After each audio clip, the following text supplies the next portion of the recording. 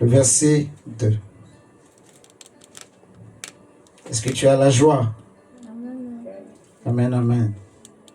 La joie. Romains 12, le verset 2. Le Seigneur dit, et ne vous conformez pas au siècle présent, mais soyez transformés par le renouvellement de votre entendement ou de votre intelligence, afin que vous éprouviez, afin que vous sachiez ou éprouviez quelle est la volonté de Dieu, ce qui est bon, agréable et parfait.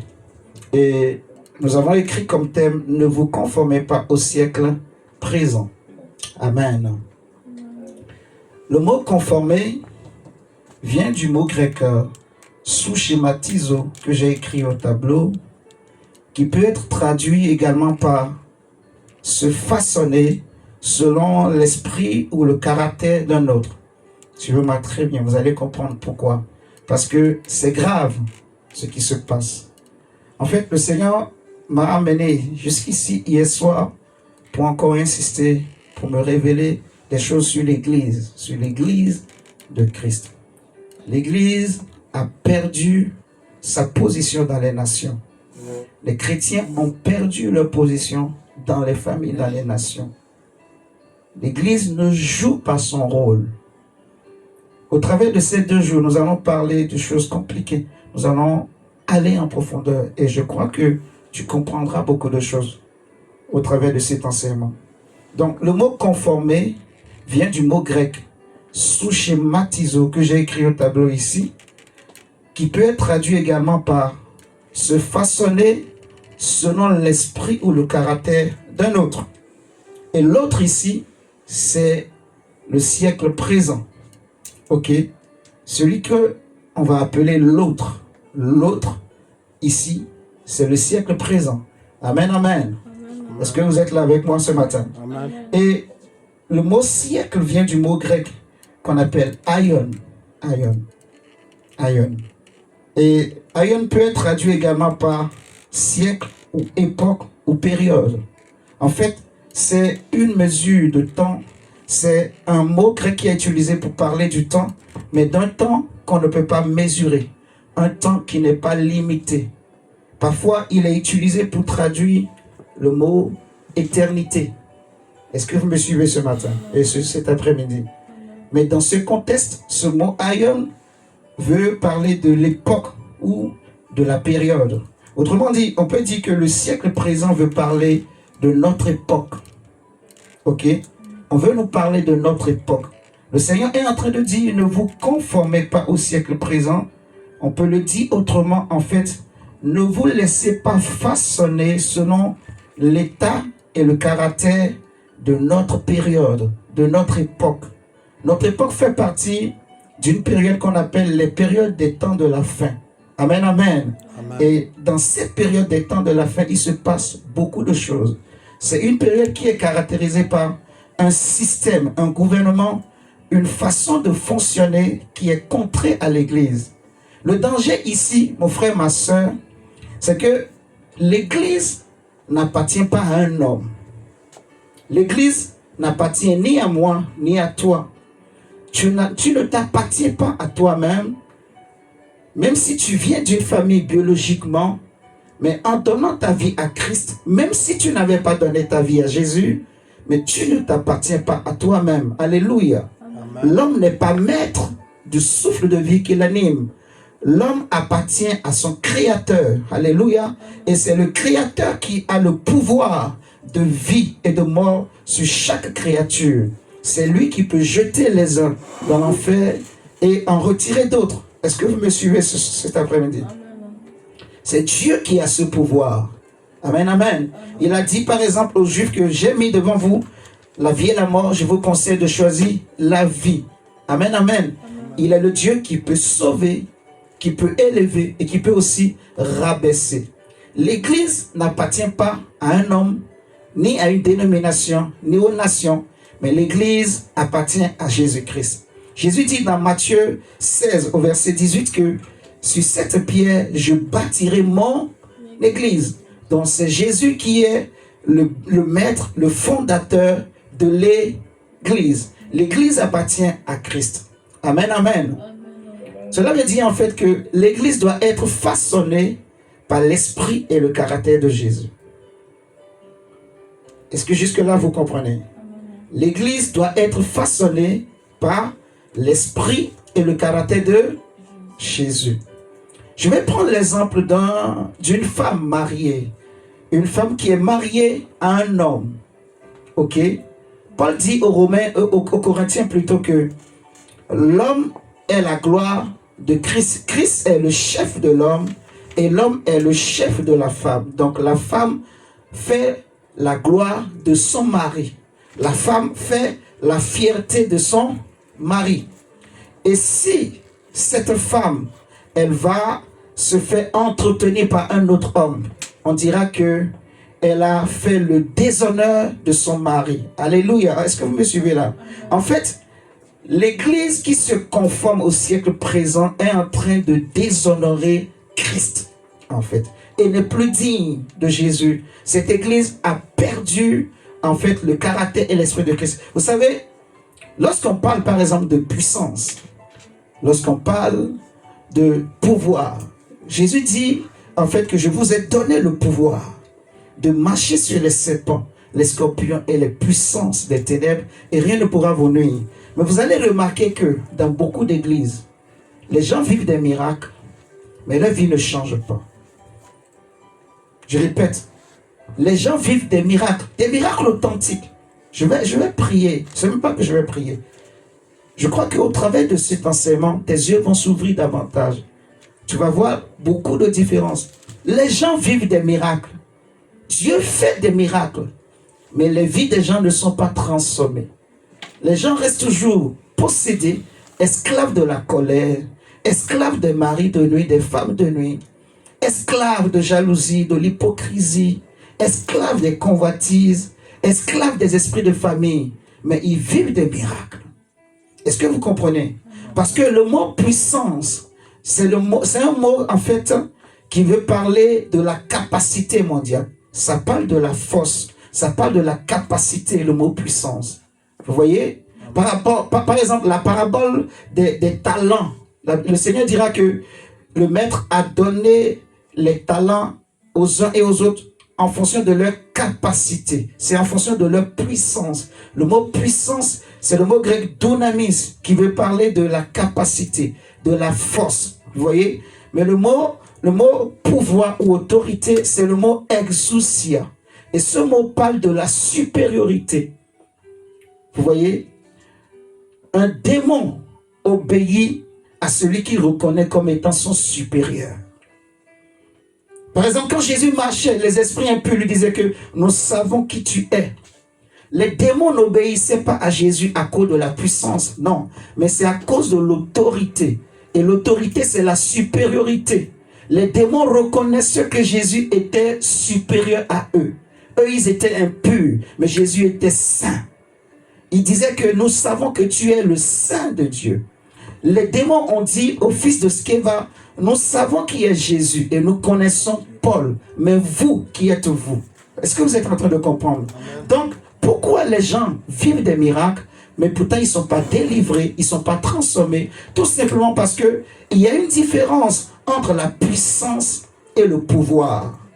Il y a beaucoup de chrétiens qui peuvent avoir une puissance, mais ils n'ont pas le pouvoir, parce qu'ils n'ont pas une vie de consécration. Ils se sont conformés au monde. Ils se sont laissés avoir. Ce qui fait qu'ils perdent l'autorité. L'autorité, je répète, c'est la supériorité. Et la supériorité n'est rien d'autre que, en fait, la sainteté. Vous voyez, le caractère de Christ, c'est la sainteté. Si tu marches dans la sainteté, eh bien, le démon, quand il va te voir, il reconnaîtra que tu es supérieur à lui. Aujourd'hui, nous voyons beaucoup de pasteurs, beaucoup de prophètes, malheureusement, qui peuvent avoir la puissance, mais qui n'ont pas le pouvoir. Jésus, par exemple, va dire dans Matthieu, chapitre 7, verset 21 à 23, que dans les derniers jours, il dit au dernier jour, plusieurs me diront, Seigneur, Seigneur, n'avons-nous pas fait des miracles, n'avons-nous pas fait des prodiges en ton nom? Mais Jésus dit, je leur dirai, je ne vous ai jamais connu. Mais eux, ils ont dit, nous avons fait des miracles en ton nom. Vous voyez, ils ont réussi à faire des miracles parce qu'ils avaient la puissance. Ok? Mais ils n'ont pas l'autorité de se délivrer eux-mêmes et de délivrer les autres. Alléluia.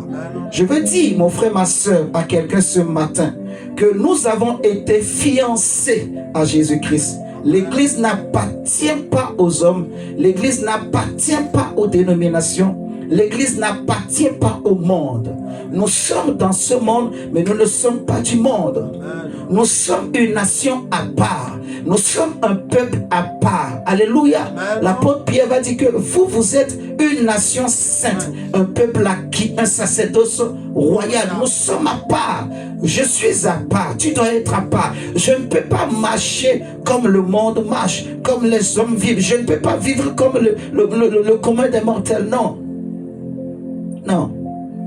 L'église. Où est cette église que Paul a connue? Où est cette église que Pierre a connue, mes frères et sœurs? Aujourd'hui, vous allez voir que l'église a perdu sa position. Dans les églises, rares sont les enseignements qui tournent autour de la sanctification. On passe le temps à prêcher des messages que les chrétiens ont envie d'entendre. On leur parle de prospérité, on leur parle de bénédiction. Tu seras béni, tu seras béni, tu seras béni, tu seras béni, tu seras prospère, tu seras prospère, tu seras la tête et non la queue, ainsi de suite. On parle de mariage parce que les gens viennent à l'église non pas pour chercher Dieu, non pas pour être sauvés, mais parce qu'ils cherchent des miracles. Et souvenez-vous, j'ai dit la puissance, ça veut dire aussi miracle. Le mot dunamis, ça veut dire capacité, ça veut dire force, ça veut dire miracle, prophétie. Donc tout ce qui permet aux gens de donner des prophéties, de même opérer des miracles, c'est la puissance. Est-ce que vous comprenez? Mais ce qui délivre l'homme, c'est le pouvoir.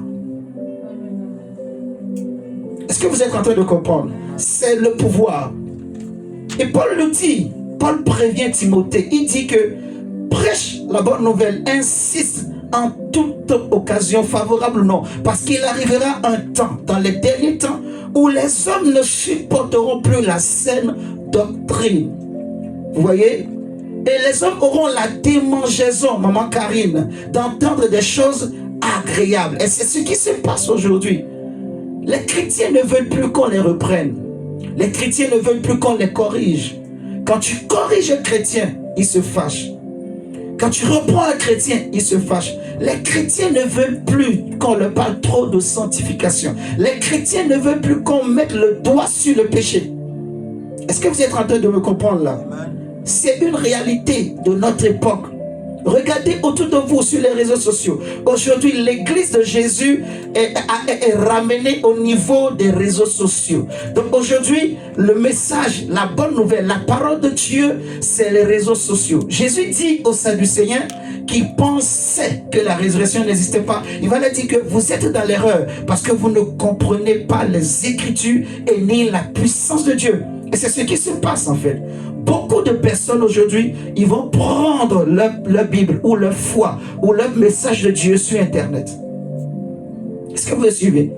Les réseaux sociaux ont envahi le monde. Les jeunes sont tout le temps sur les réseaux sociaux. Les parents sont tout le temps sur les réseaux sociaux. Il y a maintenant ces phénomènes-là de faux prophètes. Et tout ça, c'est des choses qui font partie des temps de la fin. Vous voyez? Ceux que vous appelez les TikTokeuses, les YouTubeuses ou les YouTubeurs, c'est aussi des prophètes. Je veux vous choquer ce matin-là. Est-ce que tu me suis là? Est-ce que tu me suis? C'est aussi des prophètes. Parce qu'ils ont aussi un message. Est-ce que vous me comprenez? Et l'église, Jésus a dit, l'apôtre Pierre par exemple, regardez avec moi, 2 Pierre chapitre 2, chapitre 2, Pierre chapitre 2, le verset 1. On va travailler aujourd'hui, Alicia. Prends le micro. Tu vas m'aider. Et l'onction de Dieu va continuer à t'accompagner.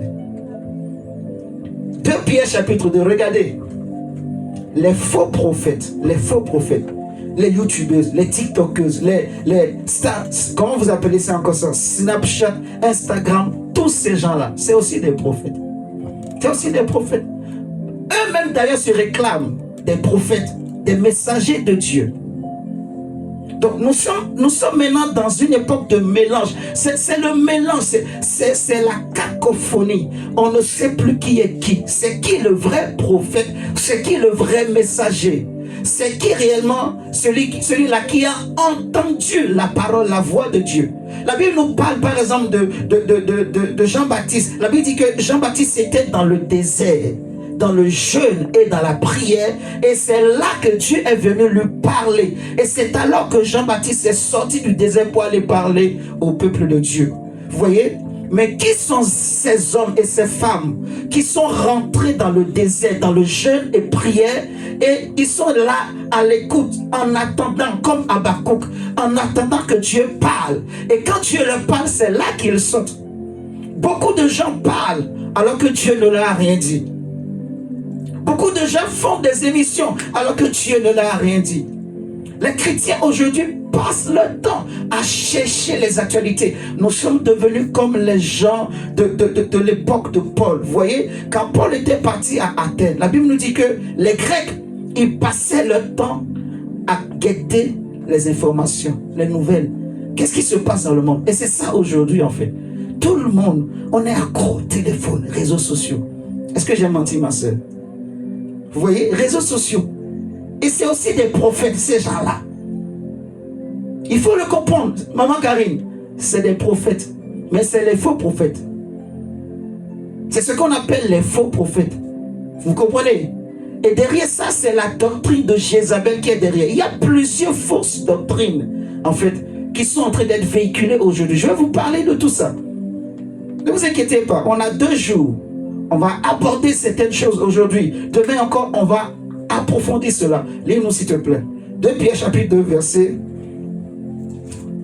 2. 2 Pierre chapitre 2, le verset 2. 2 Pierre 2, le verset 2. Plusieurs les suivront dans leur dissolution. Lis à partir du verset 1. 2 Pierre chapitre 2. À partir du verset 1. Ouais. Les faux docteurs. Il y a eu parmi le peuple des faux prophètes. Et il y aura de même parmi vous de faux docteurs. Attends. Il dit, il y a eu parmi le peuple. Il parlait de quel peuple? D'Israël. De faux prophètes. Eh bien, il y en aura aussi parmi vous de faux docteurs. Ok? Donc, des hommes qui vont s'auto-proclamer envoyés de Dieu. Des hommes qui vont se présenter comme parlant de Dieu. Frère, je le vois tous les jours. Il y a même des magiciens, des féticheurs, des béninois. Frère, je dénonce. Je veux parler. Je suis sérieux. Il y en a des féticheurs. Vous suivez là? Des marabouts, des gangas qui ont créé des chaînes YouTube, TikTok, tout ça. Et ils écrivent docteur, prophète, machin, machin. Mais c'est la sorcellerie, c'est la magie, c'est le fétiche. Et ils vous promettent des miracles. Et beaucoup de gens les suivent. Dès que tu vois seulement le nom, docteur, prophète, parce qu'eux-mêmes, ils ont compris le temps où nous sommes là. C'est ce qui marche, ça marche. Quand tu mets prophète, ça marche. Parce que les gens sont assoiffés. Vous me comprenez? De miracles. Les gens sont assoiffés des signes. Les gens sont assoiffés qu'on leur raconte leurs histoires. Les gens sont assoiffés qu'on leur donne des détails sur ce qu'ils ont porté, la culotte qu'ils ont portée, qu'est-ce qu'ils ont mangé hier, où ils étaient. Je ne sais pas si vous comprenez. Qu'on leur donne les noms de leur grand-père, de leur grand-mère. Les gens aiment ça. Et après ils vont dire prophesize. Les gens aiment faire le show. Et la plupart de ces choses, c'est des montages. Ce qui est grave, frère, c'est que beaucoup d'églises sont tombées dedans. C'est ce qui fait que l'église ne peut plus délivrer. Les gens vont toujours à l'église, mais ils ne sont pas délivrés. Et les chrétiens aussi ne comprennent pas. Les chrétiens ne veulent pas changer. Il faut sortir de là. Dieu dit, mon peuple, sortez de Babylone. Sors du péché. Sors du monde. L'église de Jésus doit être à part. L'église doit être à part. L'église ne doit avoir rien en commun avec le monde. Non. Quand on parle des bêtises, quand on parle des scandales, vous voyez, on ne doit pas trouver dans l'église. Jésus a dit, il y aura des scandales. On le sait, que dans l'église de Jésus, il y aura des scandales. Mais malheur à celui par qui le scandale arrive. La Bible le dit. Donc Dieu ne veut pas de scandale dans son église. La Bible dit que dans les derniers temps, quand le Fils de l'homme reviendra, il mettra les boucs de côté et les brebis aussi de côté. Les boucs qui ont commis des scandales dans le corps de Christ, Jésus va les mettre de côté. Vous êtes en train de me comprendre? Parce que beaucoup de gens sont en train de se conformer. Les gens se laissent façonner par l'esprit du monde. Les gens se laissent façonner par le caractère du monde. Frère, il y a des pasteurs qui disent, pour te marier, pour épouser une femme, il faut que tu goûtes d'abord. Mais malgré ça, quand même, les gens continuent de les suivre. Et ils te prient, ils prient pour toi, tu tombes. On va dire, ah, il y a la puissance. La puissance ne délivre pas. La puissance ne sauve pas. Ce qui sauve, c'est l'autorité. Et l'autorité, c'est la sainteté. Est-ce que vous me comprenez là? C'est l'esprit de Jésus. C'est le caractère de Jésus. Jésus dit, vous les reconnaîtrez à leurs fruits. On reconnaît un arbre à ses fruits. De même qu'il y a eu des faux prophètes chez le peuple ou dans le peuple, il y aura aussi parmi vous des faux messagers, des faux prophètes. Et c'est ce que nous sommes en train de voir aujourd'hui. Aujourd'hui, c'est ce que nous sommes en train de voir. Vous êtes en train de me comprendre? L'église appartient à qui? À Jésus. Jésus ne reviendra pas chercher une église corrompue, une église lourde, une église faible, une église grasse. Non, Jésus ne reviendra pas chercher une église fatiguée, épuisée, une église distraite. Non, Jésus ne reviendra pas chercher une église qui a un pied dans le monde, un pied dans la vérité. Non, Jésus ne reviendra pas chercher des hommes et des femmes qui se disent chrétiens, mais qui ont juste le nom de Dieu en apparence, mais le caractère qui fait la puissance de Dieu, la sainteté de Dieu, ils ne l'ont pas. Jésus ne reviendra pas chercher des jeunes qui ont des copains et des copines, mais qui se disent chrétiens et qui tout le temps vont toujours chanter à l'église. Non. Est-ce que vous êtes en train de me comprendre? Jésus ne reviendra pas chercher des hommes qui vivent ensemble avec des femmes mais qui ne sont pas mariés. Ils ont des enfants, ils font des enfants, ils font des frères. Jésus ne reviendra pas chercher ces gens-là. Jésus reviendra chercher ceux qui font la volonté de son Père. Amen. La puissance ne sauve pas. La puissance ne délivre pas du péché. La puissance ne délivre pas des démons. C'est l'autorité de Dieu. C'est l'autorité du Christ. C'est la supériorité du Mashiach. Les démons disaient, nous savons, tu es le Saint de Dieu. Alléluia. Mon frère, ma soeur, c'est pour cela que Jésus nous parle de la parabole des 10 vierges. On nous dit qu'il y avait 10 vierges. 10 vierges, 5 étaient sages, comme notre sœur sagesse. Amen, amen. 5 étaient sages, mais 5 étaient folles. Folles. Elles étaient folles. Elles étaient folles, pourquoi? Parce qu'elles se sont conformées. Parce que quand tu es une femme au foyer, tu es une femme de maison, une femme qui connaît ce que c'est qu'une femme. Tu connais ce qui est essentiel pour une femme. Parce qu'une femme a besoin de l'huile pour préparer, pour faire manger. Vous êtes d'accord avec moi? Elle a besoin de l'huile pour garder la lampe allumée dans la maison. Mais comment tu peux être une femme, une épouse, mais tu n'as pas de lampe, tu n'as pas veillé pour avoir de l'huile en réserve, tu n'es pas sage, tu es insensé. Et c'est ce qui se passe aujourd'hui en fait. Beaucoup de chrétiens courent derrière les miracles, derrière les prophéties, au lieu de chercher à rester au pied du Seigneur pour garder leur lampe allumée, pour garder de l'huile dans leur lampe. Beaucoup ne réalisent pas en fait que si tu n'as pas l'huile, tu ne peux pas être sauvé. Alléluia.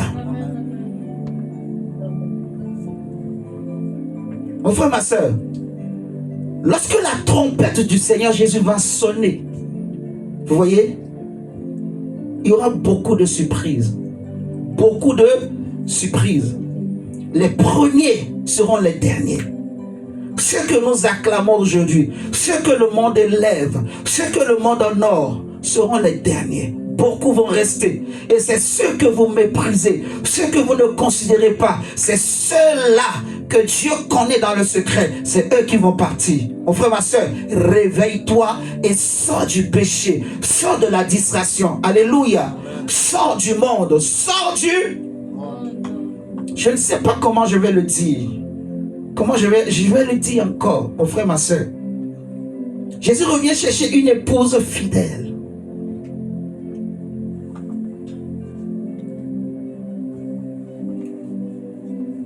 Le monde dans lequel nous vivons est caractérisé par quoi? L'amour de l'argent, les soucis, les inquiétudes. Qu'est-ce que je vais manger? Qu'est-ce que je vais boire? De quoi je serai vêtu? Le mariage, les enfants, le travail, la richesse, la réussite. Vous voyez, la beauté, l'apparence. Toutes ces femmes qui font des vidéos sur YouTube, tout le temps, elles sont comme ça. J'ai déjà posé la question. Souvent, vous les femmes, quand vous faites comme ça, ça fait quoi? Tu connais ça, non, ma soeur? Ma carré, mon diable. Non, on va faire quoi?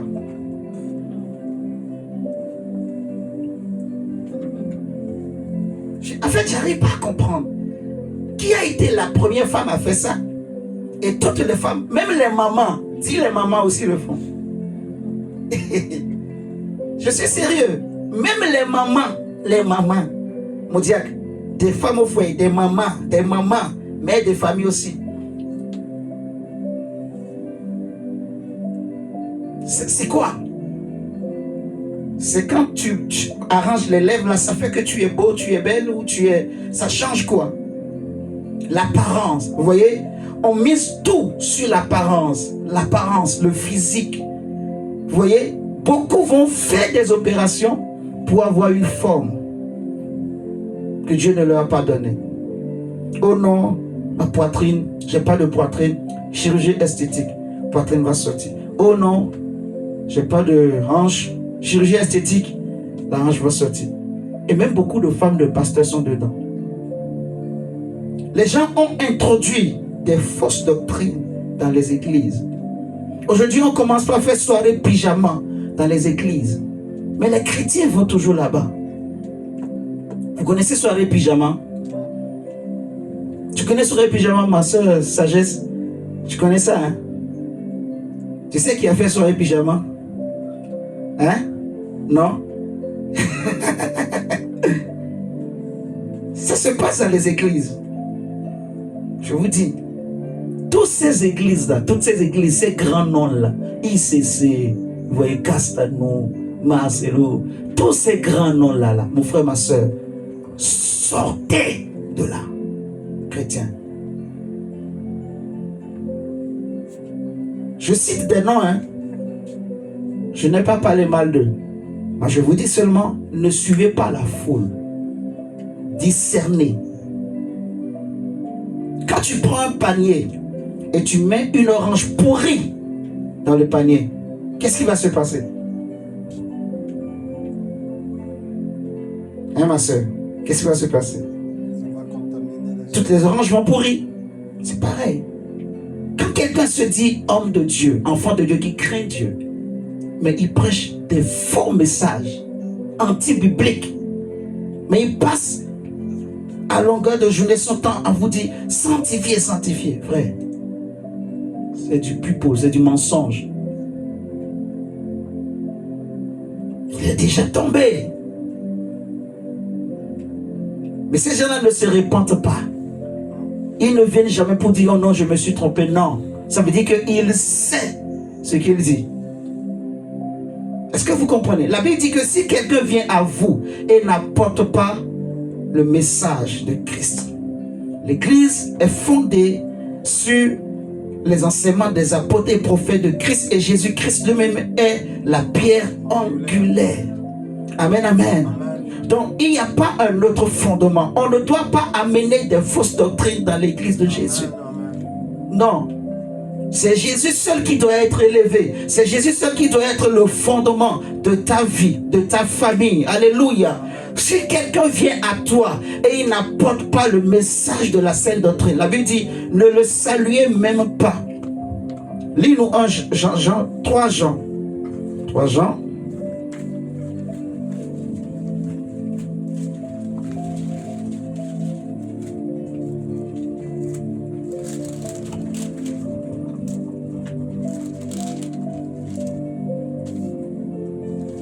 Non, 2 Jean plutôt, verset 10. Verset 9 à 10. 2 Jean 1, il n'y a qu'un seul chapitre de toute façon. Verset 9 à 10. 2 Jean, et verset 9 à 10. Quiconque va plus loin et ne demeure pas dans la doctrine dans la doctrine de Christ n'a point Dieu. Celui qui demeure dans cette doctrine a le Père et le Fils. Si quelqu'un vient à vous et n'apporte pas cette doctrine, ne le recevez pas dans votre maison. Et ne lui dites pas salut. Donc, vous voyez, on dit si quelqu'un va plus loin que ce que les apôtres ont dit, ne le recevez pas. Il ne connaît pas Dieu. Il ne connaît pas Christ. Si quelqu'un va plus loin. Donc, il n'y a qu'un seul livre qui doit être notre référence. C'est la Bible. C'est les écrits des apôtres et des prophètes. La seule référence dans les églises, ça doit être la Bible. Aujourd'hui, nous sommes en train de retomber dans les mêmes systèmes que l'Église catholique a amené. Les missels que les prêtres utilisent. Toutes les messes que les prêtres font. Ils ont un livre à part la Bible qu'ils utilisent. Et ce livre-là vient du Vatican.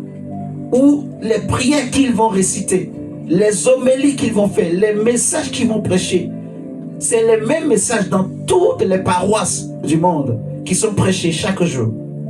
Et c'est ce qui est ordonné par le pape. Vous comprenez ça? Et ce n'est pas la Bible.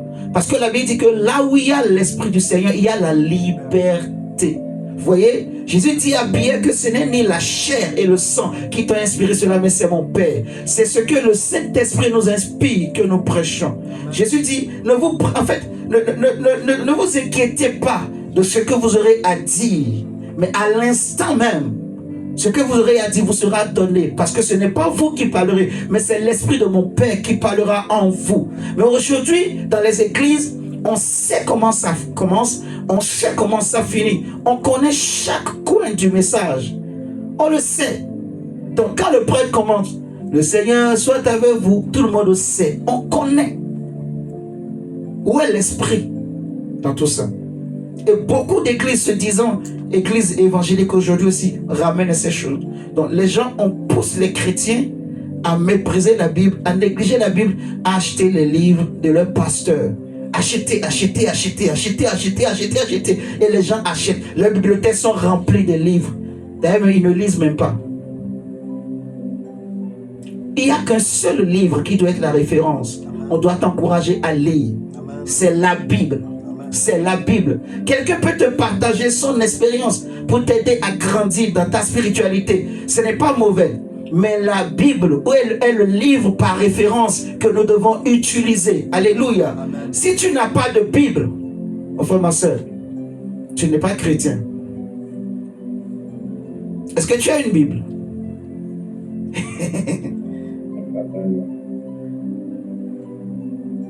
Il dit, c'est où est ta Bible? C'est ta Bible? Oui. C'est sûr? Tu l'as amenée du pays? C'est bien. Sagesse, où est ta Bible? Tu l'as oublié?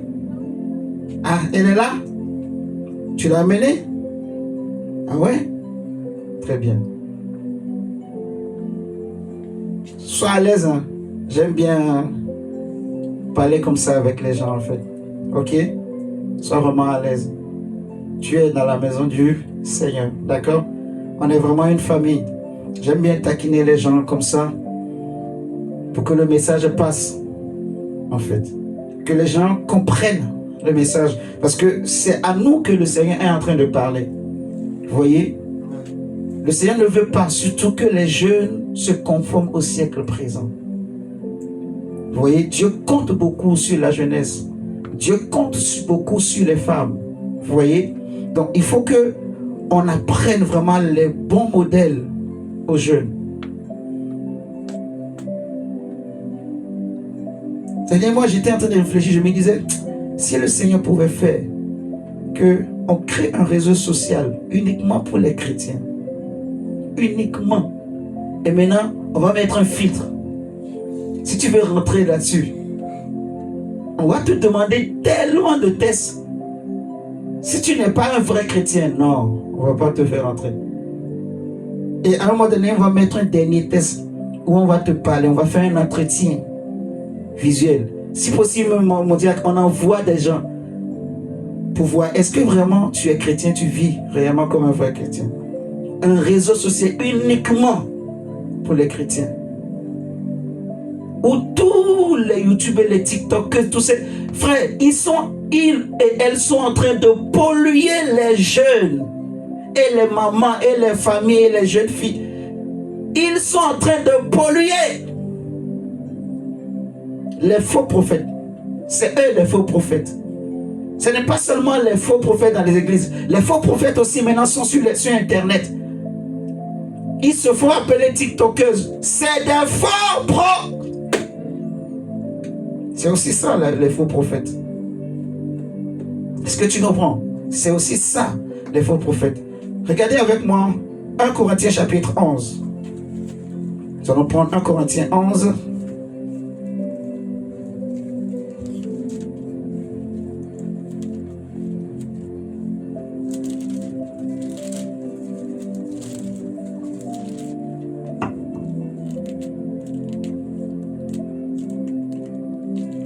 Le verset 3 à 7. 1 Corinthiens 11, verset 3 à 7.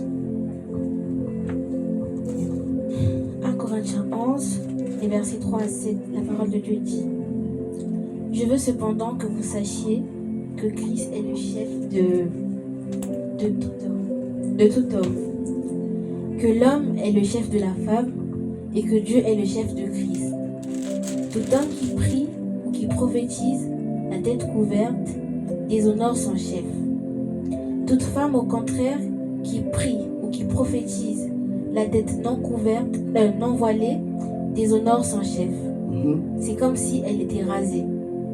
Car si une femme n'est pas voilée, qu'elle se coupe aussi les cheveux. Or, s'il est honteux pour une femme d'avoir les cheveux coupés ou d'être rasée, qu'elle se voile. L'homme ne doit pas se couvrir la tête, puisqu'il est l'image et la gloire de Dieu. Amen. Tandis que la femme est la gloire de l'homme. Amen, amen. Vous voyez ce qu'on est en train de dire là? L'homme est la gloire de Christ. Si cet homme déshonore son chef, il n'est plus digne. Et c'est ce que l'Église est en train de faire, en fait. Si une femme déshonore son mari, elle n'est plus digne. Vous voyez? Elle n'est plus digne. La Bible nous dit, je vais vous donner un texte que nous allons lire dans Deutéronome 24.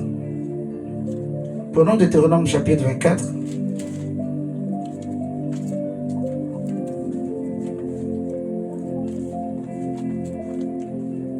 Deutéronome chapitre 24.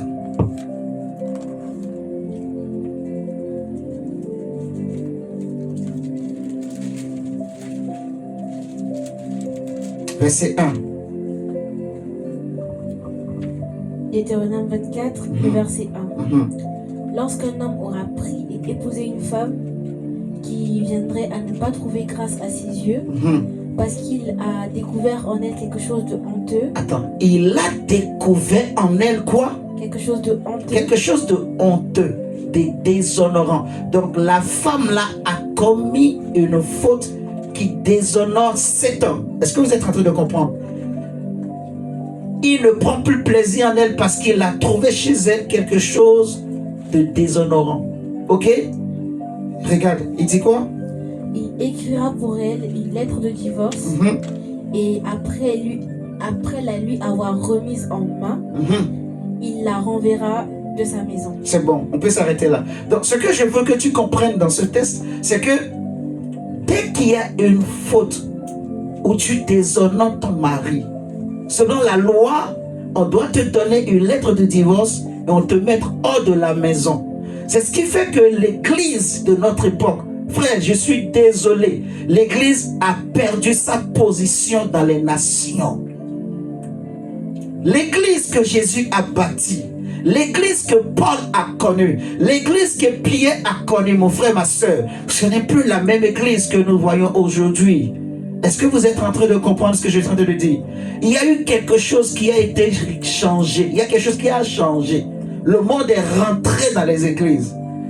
Le monde est rentré dans les maisons. C'est un mélange qu'on prêche aux gens. Ce n'est plus la sainte doctrine. Combien sont ces églises où on prêche la sainteté, où on dénonce le péché à longueur de journée? Il n'y en a plus. Il n'y en a plus, frère. Je dis il n'y en a plus. Même ceux qui, à une époque, avaient essayé de ramener l'église sur le droit chemin. Parce que si on les a tellement attaqués, frère, ils ont été fatigués et ils ont disparu. Il n'y en a plus.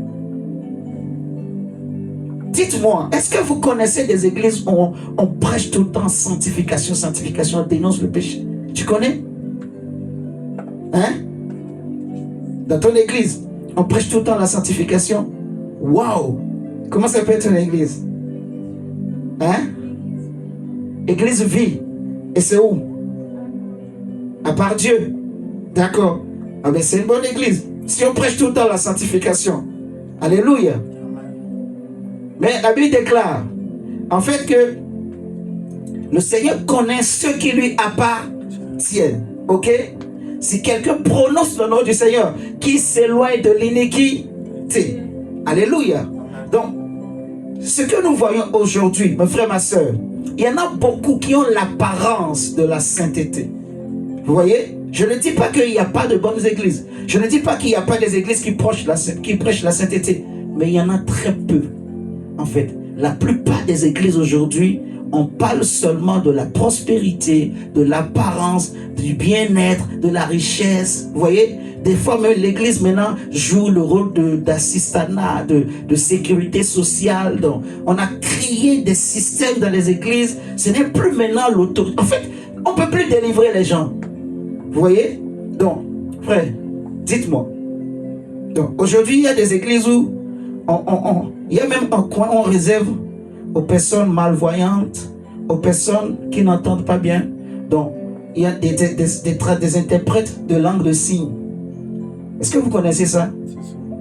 Dites-moi, vous ne connaissez pas ça? Donc, quand le prédicateur prêche, il y a quelqu'un, comme à la télé, quoi. Il y a ceux qui ceux qui n'entendent pas, les sourds, les muets, ils ont leur coin à côté et ils ont leur interprète devant. Donc, il interprète pour eux ce que le prédicateur est en train de dire. Dites-moi, si Paul était là, si Jésus était là, si l'autorité du Mashiach était là, pourquoi on rassemble les aveugles? Alors que quand Jésus passe, quand Pierre passe, les boiteux marchent, les aveugles voient, les paralytiques se lèvent, les sourds entendent, les morts ressuscitent. C'est ça le royaume de Dieu. Frère, je ne sais pas si vous êtes en train de me comprendre.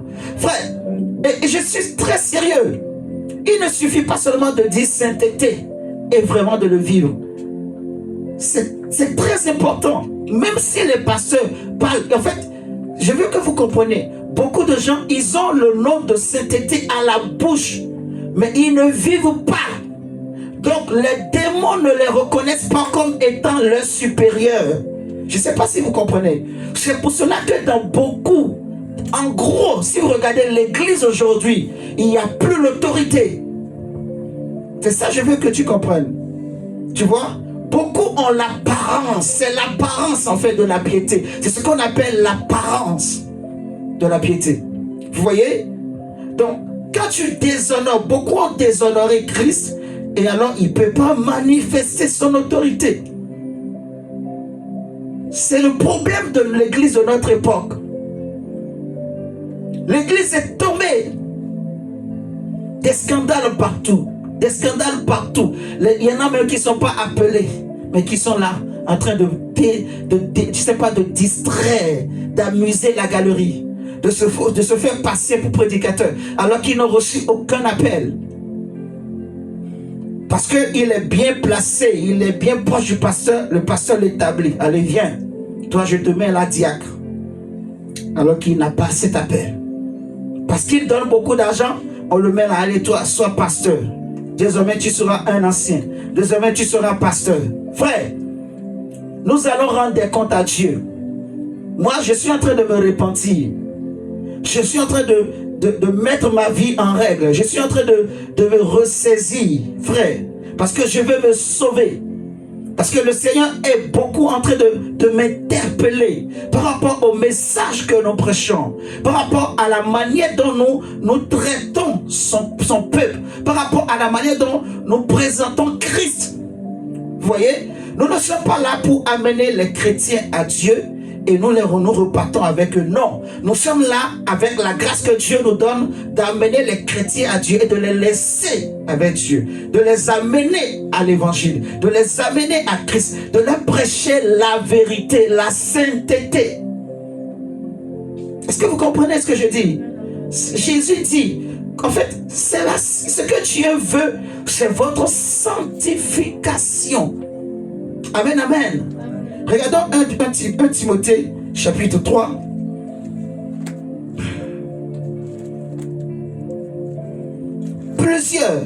Plusieurs ont l'apparence de la piété, mais ils ont renié ce qui fait la force de la piété.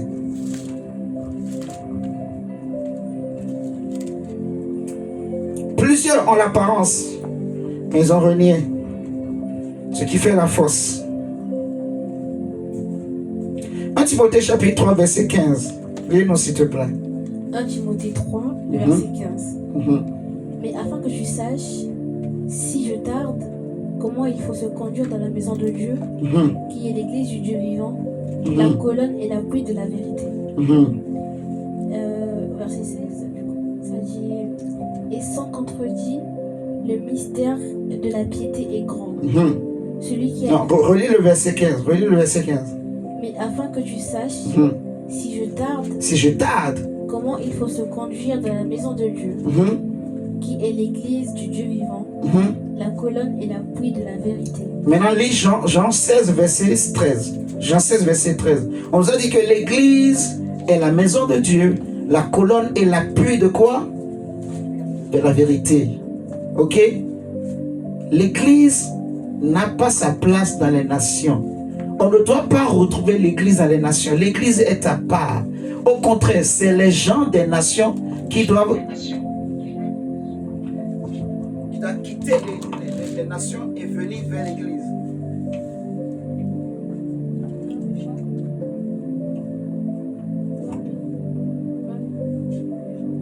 Jean 16, verset 13. Jean 16, verset 13. Jean 16, verset 13. Jean 16, verset 13.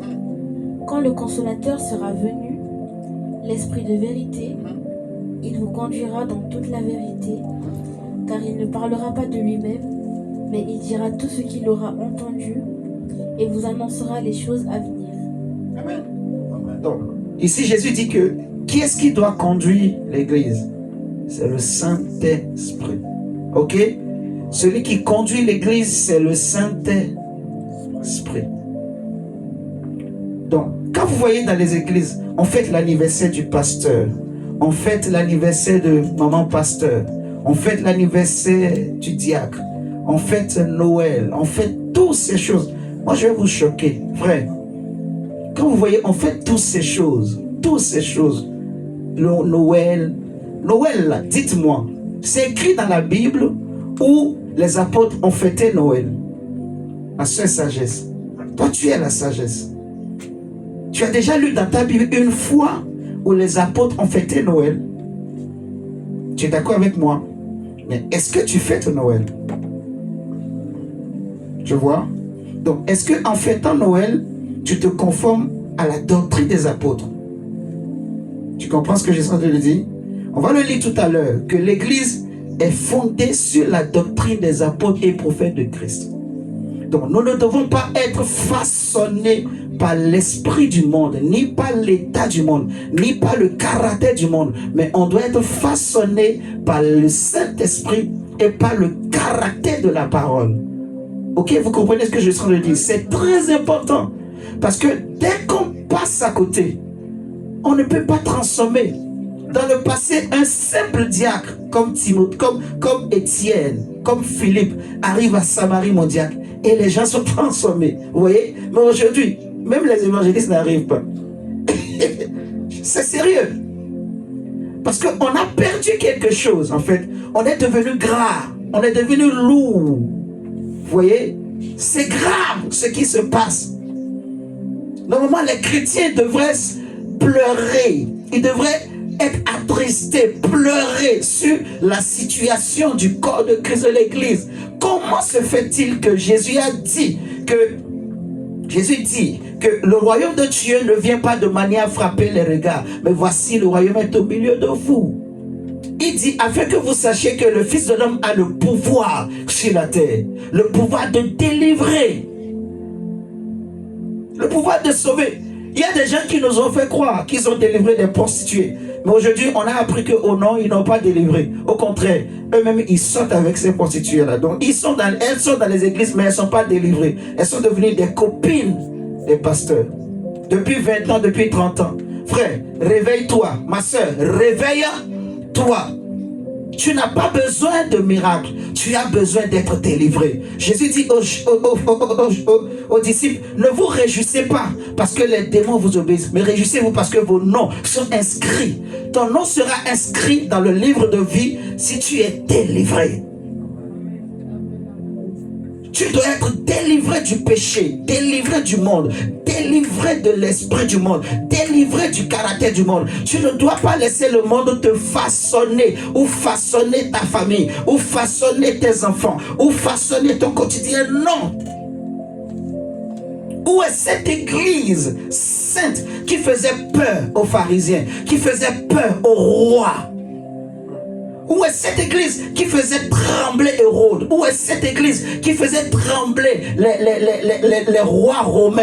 Où est cette église des hommes comme Jean? Quand on le plonge dans l'huile, le roi se disait qu'il va brûler, mais on le ressort, rien ne lui est arrivé. Où est cette église qui a la crainte de Dieu, qui n'a pas peur de la mort? La Bible nous dit dans Apocalypse qu'ils l'ont vaincu à cause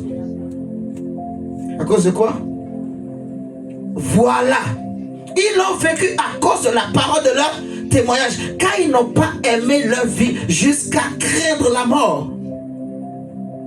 Paul dit, la mort m'est un gain. Il dit, Christ est ma vie. Donc je n'ai pas peur de la mort. Je n'ai pas peur du rejet. Je n'ai pas peur qu'on dise que j'ai échoué. Non, si aux yeux des hommes j'ai échoué, mais aux yeux de Dieu j'ai réussi, cela me suffit. Alléluia. Paul dit que, Job dit, nu je suis venu et nu je retournerai. Si j'ai le minimum, si j'ai le manger et le boire, si j'ai un vêtement à porter sur moi, cela me suffit. Le reste, tout vient de Dieu. Toutes choses concourent au bien de ceux qui aiment Dieu. Si Dieu veut me lever, il va me lever. Si Dieu ne me lève pas, ce n'est pas grave. Mais je sais que je ne manquerai pas du pain quotidien. Je ne manquerai pas de quoi me vêtir. Même si mes chaussures vont s'user durant toutes les années, ce n'est pas grave. Pourvu que j'achève ma course, pourvu que je garde la foi, pourvu que je garde ma lampe allumée, pourvu que je conserve de l'huile et que j'aille jusqu'au bout. Alléluia. Et que le Seigneur puisse me dire à la fin, bon et fidèle serviteur,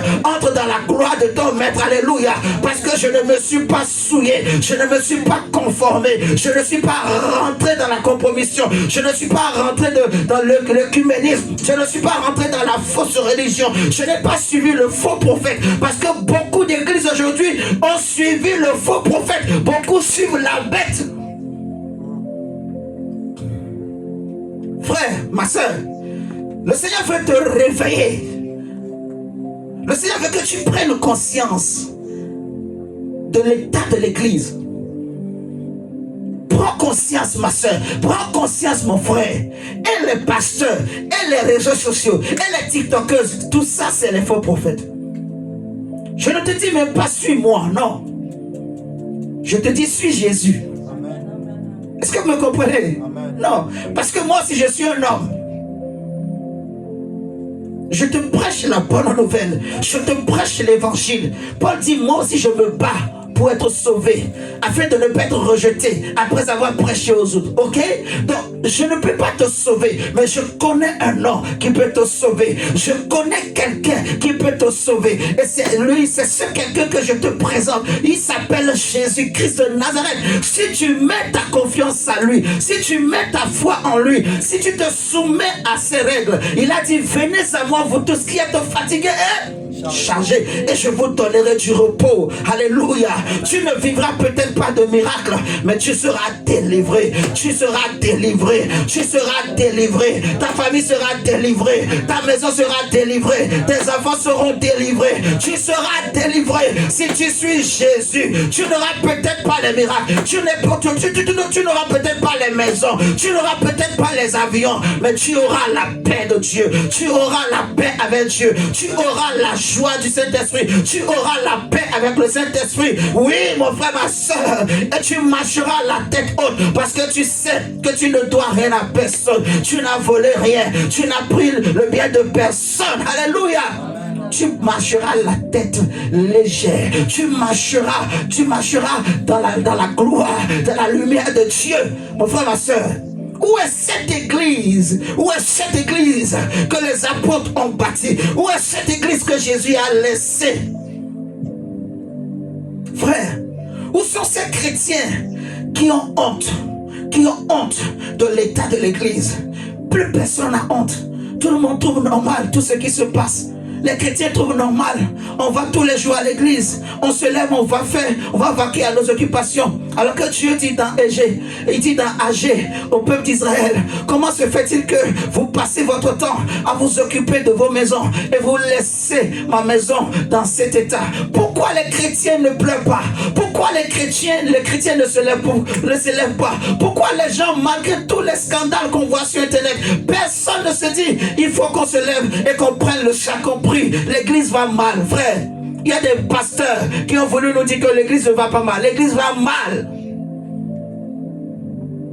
Les chrétiens ne sont pas délivrés.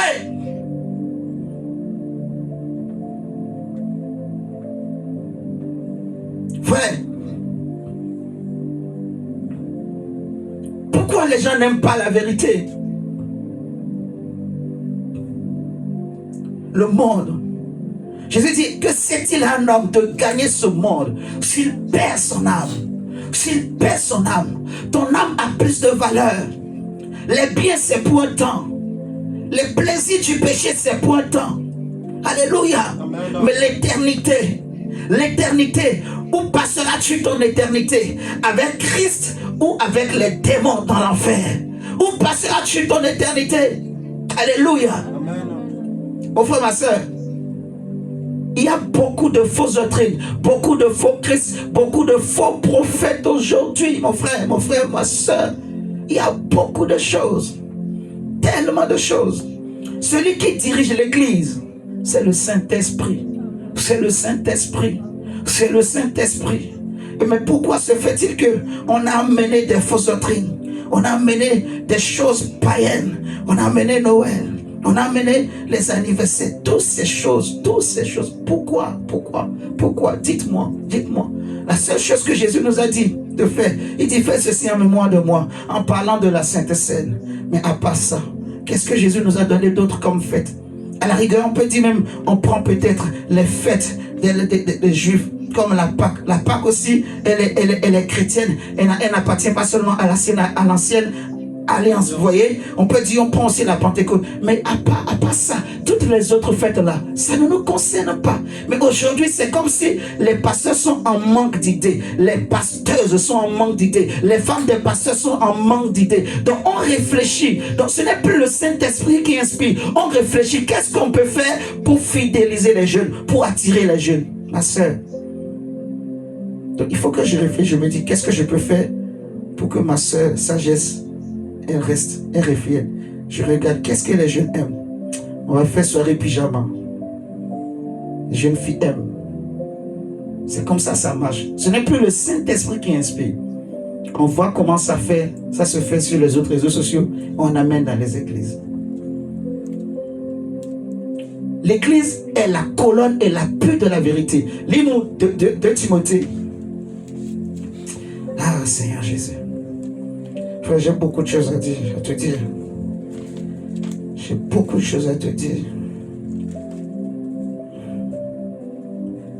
J'ai beaucoup de choses à te dire. Ah, j'ai tellement de choses à te dire. 2 Timothée chapitre 3, verset 1 à 5. 2 Timothée 3, les versets 1 à 5. Sache que dans les derniers jours, il y aura des temps difficiles. Car les hommes seront égoïstes, amis de l'argent, fanfarons, hautains, blasphémateurs, rebelles à leurs parents, ingrats, irréligieux, insensibles, déloyaux, calomniateurs, intempérants, cruels, ennemis des gens de bien, traîtres, emportés, enflés d'orgueil, aimant le plaisir plus que Dieu, ayant l'apparence de la piété. Ayant l'apparence, d'abord aimant le plaisir plus que Dieu. Est-ce que ça te parle? Des pasteurs qui aiment le plaisir plus que Dieu. Ils ont tellement de versets bibliques pour te prouver qu'ils ont raison. Mais nous, on ne cherche pas à avoir raison. Paul dit, ce n'est pas celui qui se recommande lui-même qui est approuvé, mais c'est celui que Dieu lui-même recommande. Si Dieu les a envoyés, gloire à Dieu. Si Dieu leur a parlé, gloire à Dieu. Alléluia. Suivez-les si vous êtes convaincus que Dieu leur a parlé. Mais rendez-vous à la fin. Alléluia. Rendez-vous à la fin. Jésus a déjà dit, pourquoi vous ne pouvez pas écouter ma parole? Parce que vous n'êtes pas de Dieu. Si tu es de Dieu, tu comprendras que ce que je te dis est de Dieu. Si tu connais le Saint-Esprit, tu auras la conviction dans ton cœur. Parce que le Saint-Esprit convainc notre cœur que nous sommes enfants de Dieu. Tu auras la conviction que ce que cet homme est en train de te dire vient de Dieu. Et que ce n'est pas lui-même qui est en train de l'inventer. Jésus l'a déjà dit. Pourquoi vous ne pouvez écouter mon message? Parce que vous avez pour père le diable. Vous n'êtes pas de Dieu. Et c'est ce que nous voyons aujourd'hui. Beaucoup de personnes peut-être vont chercher à minimiser ce message, à chercher à contredire ce message. Beaucoup chercheront peut-être à rabaisser ce message, à nous traiter de tous les noms. Mais laissez-moi vous dire, le Seigneur connaît ceux qui lui appartiennent. Ce que je suis en train de dire, je ne parle pas à tout le monde. Je parle aux enfants de Dieu. Je ne parle même pas à tous les chrétiens. Parce que ce message est un message sélectif. Je parle aux enfants de Dieu. À ceux qui sont connus de Dieu, qui ont l'esprit de Dieu, qui sont connus avant la fondation du monde. C'est eux qui seront touchés. C'est eux dont le cœur seront vivement touchés. Ils vont sentir dans leur cœur que c'est Dieu qui est en train de leur parler et qui doit se ressaisir, qui doit changer de vie, qui doit reprendre leur vie chrétienne en main. Alléluia. Parce que beaucoup sont morts, mais aujourd'hui ils regrettent. S'ils pouvaient encore recevoir une autre chance pour revenir, ils vont changer. Alléluia. Beaucoup sont morts, mais ils ont joué avec leur vie. Ils étaient là. Dieu leur avait laissé le temps. Frère, il y a beaucoup de gens. Moi, je vais vous choquer. Il y en a même, vous voyez, parce que l'église n'est pas dans les sentiments. Vous savez, le problème des hommes, nous sommes trop dans les sentiments. Or, Dieu n'est pas dans les sentiments. Jésus pouvait dire à Timothée, à Pierre plutôt, il va dire à Pierre, arrière de moi, Satan. Il dit à ses disciples, race de vipères. Vous voyez, Dieu n'est pas dans les sentiments. Donc, quelqu'un peut avoir un problème de cancer et quelques temps après, on dit il est guéri. Mais malgré qu'on a dit il est guéri, au lieu de mettre totalement sa vie en règle, ils ne le font pas. Mais après on dit il rechute et il va mourir après. Les gens vont pleurer. Oh non, elle était belle. Oh non, il était ceci. C'est pas ça le souci. Le vrai problème, c'est sa vie. Est-ce que sa vie était conforme à la parole de Dieu? Est-ce que sa vie était conforme à Jésus-Christ? Parce que beaucoup de gens ont le nom de Jésus dans la bouche, frère, mais ils ne marchent pas dans la sainteté. Est-ce que tu me suis, ma soeur? Beaucoup de gens, beaucoup de pasteurs, je te parle même les pasteurs. Beaucoup de pasteurs ne prient pas. Je vous dis la vérité. Beaucoup de pasteurs parlent de sainteté, mais tout le temps c'est la guerre avec leurs femmes. Beaucoup de pasteurs parlent de sainteté, mais leurs enfants sont impudiques. Leurs enfants sont dans la masturbation. Leurs enfants sont sur des films pornographiques.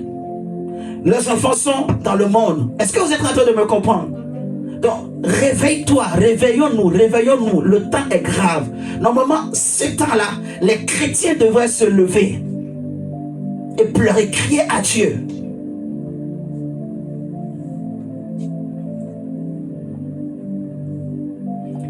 La Bible dit, ils auront l'apparence de la piété. Ils ont renié ce qui fait la force de la piété, aimant le plaisir plus que Dieu. Et c'est ce qui se passe. Tu ne peux pas aimer le plaisir plus que Dieu. Non. Aime Dieu. Amen. Aimant Dieu. On dit, ne vous conformez pas. Donc, tu ne peux pas te laisser façonner par le monde. Tu sais, le diable est tellement rusé. Le diable est tellement malin. Et c'est un grand manipulateur, un séducteur, un trompeur. Est-ce que vous comprenez? La Bible dit qu'on appelle l'ange de lumière. Il se déguise. Paul va être précis. Il dira qu'il se déguise en ange de lumière. Donc il n'est pas l'ange de lumière, mais il se déguise. Il peut prendre l'apparence de l'ange de lumière pour te tromper, te séduire. Est-ce que vous me suivez ce matin? Regardez avec moi Éphésiens chapitre 2 verset 20. Éphésiens 2 verset 20.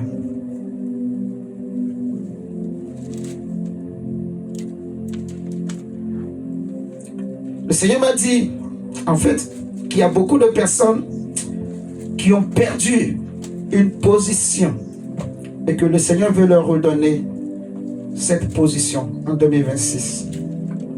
Tu avais perdu une position, un statut dans ta famille, dans ta vie. Tu as perdu quelque chose. Tu sens toi-même que tu as perdu quelque chose. Ta famille a perdu quelque chose.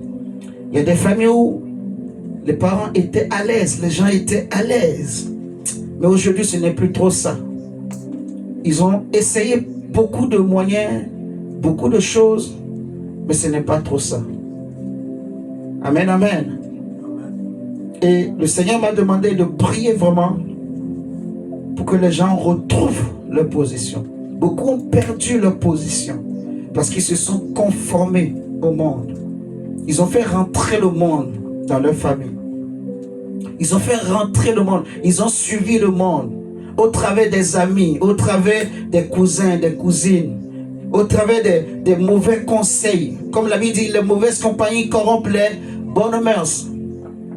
Mais le Seigneur est miséricordieux. Dieu veut te redonner la position que tu as perdue. Dieu veut redorer ton image. Le Saint-Esprit veut que je prie pour toi, mon frère, ma soeur. Alléluia. À la fin de ce programme, je vais vraiment prier pour toi. Que ce que tu as perdu, tu puisses le retrouver, le récupérer. Ce que ta famille a perdu, que tu récupères au nom de Jésus. Amen, amen. Nous allons lire Éphésiens 2, verset 20. Éphésiens 2, verset 20. Et on va lire Galates 1, 6 à 9. Éphésiens 2, verset 20 nous dit quoi? Éphésiens 2, verset 20. Vous avez été édifiés sur le fondement des apôtres. Sur le fondement des apôtres. Et des prophètes. Et des prophètes. Vous avez été édifiés. Donc l'église est fondée et bâtie sur quoi? Sur le fondement des apôtres et prophètes. Amen. Continue. Jésus-Christ lui-même. Jésus-Christ lui-même. Étant la pierre angulaire. Jésus-Christ lui-même étant la pierre angulaire. Jésus lui-même est la pierre angulaire. Donc Galates 1, verset 6 à 9 nous dira que si quelqu'un vient à vous et vous apporte un autre message, une autre doctrine, en dehors du fondement des apôtres, qu'il soit anathème, qu'il soit maudit, pourquoi toi tu ne les chasses pas? Alors que ce texte dit, chasse-les, maudis-les. Est-ce que vous comprenez? Tu es né, tu as vu que tout le monde fête Noël, nous tous on est passé par là. Moi, j'ai tellement crié dans ma famille, je ne fête pas Noël, je ne fête pas Noël, je ne fête pas Noël, je ne fête pas Noël, je ne fête pas Noël, je ne fête pas, je ne fête pas. Mais tout le temps, les gens continuent de me souhaiter Noël. À un moment donné, je suis fatigué. Je ne parle plus. Parce qu'il y en a, même si tu dis, ils ne comprendront pas. Ils ne veulent pas comprendre. Parce que c'est tellement beau, c'est tout, le plaisir, Noël, Noël, Noël. Et on achète les cadeaux. Père Noël, il habite où? Il vient d'où? C'est le voisin là qui s'est déguisé en Père Noël. Hein? Quand on était tous enfants, et Père Noël est arrivé la nuit, il est passé par où? C'est papa et maman qui a mis les cadeaux là, on vous a dit c'est Père Noël. Et quand on grandit tous, on découvre que non, Père Noël n'existe pas. Mais ce mythe, ça continue. Les enfants grandissent, on leur ment que Père Noël existe. Et on fait des films, toutes ces choses autour de ça. On fait des cadeaux. Donc c'est devenu maintenant un business. Quand la période là arrive, on ne peut pas supprimer Noël parce que c'est... Non. En fait, l'enjeu est grand. Il y a beaucoup de finances derrière. Donc on ne peut pas supprimer cette fête. Même les pays musulmans, ils le fêtent. Est-ce que vous comprenez ce que je suis en train de dire? Dis-moi, quand Jésus était né là, c'était pendant l'hiver? Si, c'est écrit dans la Bible. Quand Jésus était né, il n'y avait pas les bergers. Tu connais l'histoire des bergers? Les bergers qui étaient... Ah! Les bergers qui étaient dehors. Et les anges sont venus. Ils ont dit, aujourd'hui il est né pour vous. Tu connais cette histoire? On va le prendre pour toi. Des bergers, la Bible dit qu'ils étaient dehors. Et si tu connais l'histoire des bergers, quand l'hiver arrive, un berger ne reste pas dehors avec ses brebis. Tu vois? Il ne reste pas dehors. Donc s'ils étaient à la claire, comment on dit, au clair de lune, un truc comme ça, c'est parce qu'il faisait beau. C'était pas l'hiver. Jésus était né. Si je te raconte l'histoire, je peux te dire à quel moment la fête de Noël est rentrée dans les habitudes chrétiennes. Je peux te dire exactement. Je connais les dates. C'est à cause du temps. Sinon, je peux même te dire. Je peux te dire qui a introduit tout ça. Les anniversaires que les gens fêtent, maman Karine. Anniversaire pasteur, anniversaire maman pasteur. On chante joyeux anniversaire, joyeux anniversaire. Et tous les enfants, chacun passe. Toi amène ton cadeau, toi aussi amène ton cadeau, toi aussi amène ton cadeau. Oui. Vous voyez ce que je suis en train de dire? Et les gens le font. Si tu essaies de parler, on va te cracher dessus. Parce que les gens ne supportent pas la vérité. Ma soeur, c'est le monde. Est-ce que tu es en train de comprendre? C'est le monde. Ça ne sauve pas. Ça te distrait, en fait. Ça te distrait. Ça t'affaiblit. Parce que le but de la conformation, de la compromission, là, c'est quoi? C'est d'affaiblir ton esprit. Comme ça, ton esprit ne sera plus capable de résister. Et c'est là que le démon, quand il te regarde, mais on est pareil. Parce que ce que nous on a créé, tu le fais, tu n'as pas discerné, tu ne résistes pas. Vous êtes en train de me comprendre? Frère, je t'avais dit de prendre Galate, c'est ça, hein? Bon, lis-nous Galate, après on va prendre Nombre 23, verset 9. On va bientôt finir. Bon, laisse Galate 1, verset 6 à 9. On va le voir peut-être demain. Prends Nombre 23, verset 9. Nombre 23, verset 9.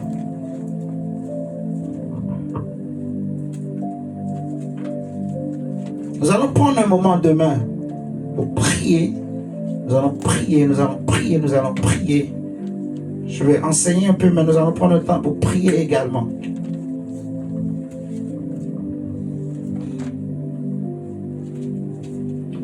Nombre chapitre 23, verset 9. Lis-nous, ma soeur.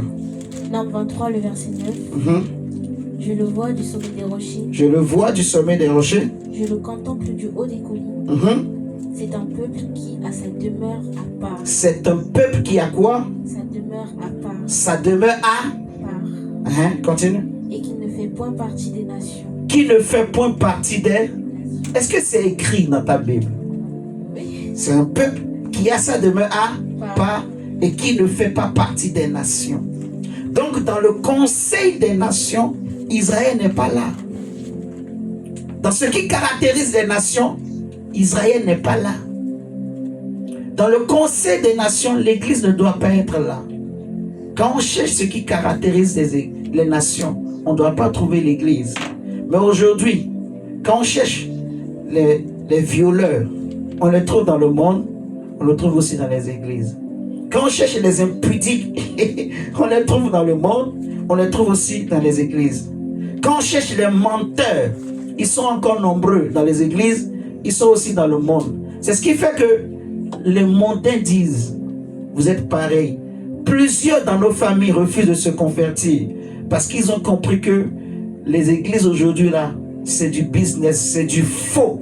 Ils te parlent de sainteté, mais ils ont une double vie. Beaucoup de ces pasteurs. Ce n'est pas pour rien qu'il y a un pasteur congolais qui dit en fait que 99% ou 99% des pasteurs, tous nous sommes pareils. Chacun a un deuxième bureau. Moi, je n'ai pas de deuxième bureau. Si tu me crois, c'est bien. Si tu ne me crois pas, c'est pas aussi grave. Ça ne me dérange pas. Tu vois, je n'ai pas besoin de ton approbation vraiment. Mais je sais que dans ce qu'il dit, il y a une part de vérité. Beaucoup, parce qu'il a vu beaucoup de ces gens-là qui parlent sainteté, qui crient. Beaucoup sont faux. Ils ont des doubles vies. Ils ont... Frère, si on vous disait ce qu'ils font en cachette, vous n'allez plus aller prier. On dit c'est un peuple qui a sa demeure à part, qui ne fait pas partie des nations. Pourquoi l'église aujourd'hui est comptée parmi les nations? L'église ne dérange plus. Alors qu'avant, au temps des apôtres de Paul, l'église dérangeait. Aujourd'hui, la politique et l'église s'entendent. Alors qu'avant, c'est pas possible. Aujourd'hui, la politique impose son truc à l'église. Et on a créé quelque chose qu'on appelle l'œcuménisme. C'est un mélange de politique et de religion qu'on appelle l'œcuménisme. On va en parler, l'œcuménisme. Et c'est la bête qui est derrière. C'est un esprit, c'est un fonctionnement. Vous voyez? Nous allons prier le Seigneur.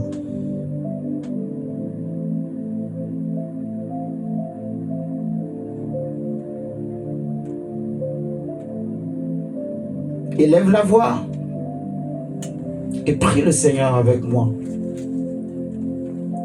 Et tu vas dire, Seigneur, nous avons péché contre toi.